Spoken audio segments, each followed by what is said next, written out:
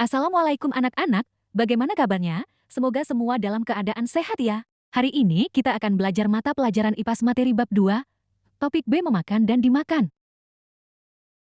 Pertama, bagaimana transfer energi terjadi pada suatu ekosistem? 2. Apa peran tumbuhan dalam proses transfer energi di suatu ekosistem?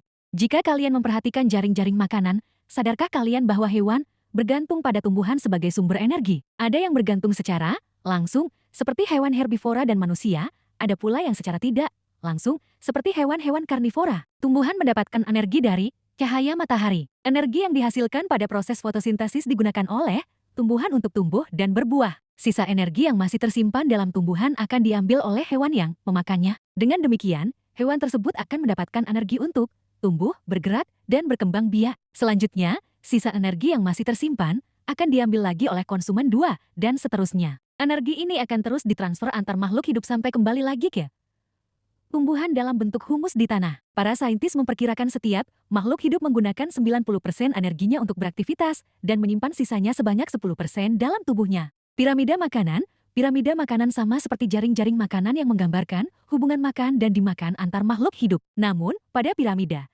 makanan kita dapat melihat banyak energi yang tersedia. Masing-masing peran pada piramida makanan diletakkan seperti gambar berikut. Semakin rendah tingkatannya akan semakin banyak jumlah tumbuhan atau hewan yang termasuk di dalamnya. Sebaliknya, semakin tinggi tingkatannya, maka semakin besar ukuran dan semakin sedikit jumlah hewan yang termasuk di dalamnya. Hal ini berkaitan dengan transfer energi yang terjadi antar makhluk hidup. Hubungan makan dan dimakan merupakan hubungan yang mendukung kehidupan satu sama lain. Karena semua kehidupan berharga walaupun sekecil apapun itu. Energi disalurkan antar makhluk hidup.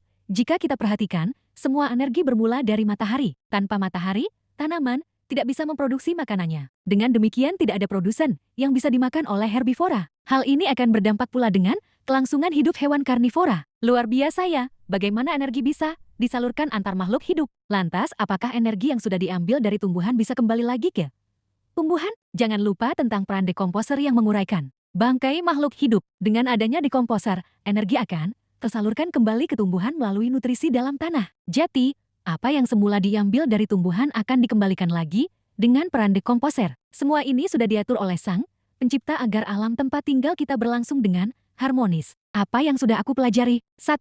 Rantai makanan atau jaring-jaring makanan menggambarkan transfer energi pada suatu ekosistem. 2. Makhluk hidup mendapatkan energi dari makanan. Energi ini digunakan untuk tumbuh, bernapas, beraktivitas, berkembang biak, dan masih banyak lagi. Ketiga, sisa energi yang didapat dari makanan disimpan dalam tubuh. 4.